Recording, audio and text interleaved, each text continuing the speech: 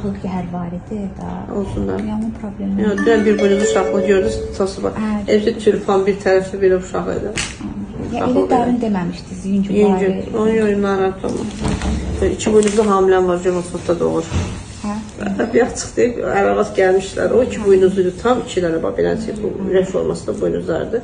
Maşallah 32 həftə idik də, indi 37-38 Allah qoysa doğuş olacaq.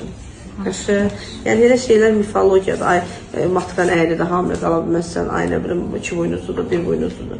Qala bilərsən, əgər sən yumurtanın işləyirsən, borun açıqsa, faiz yaxşıdırsa qala bilərsən. Oldu. Başqa dərman ehtiyacı. Baş ağrıları falan onu da soruşun.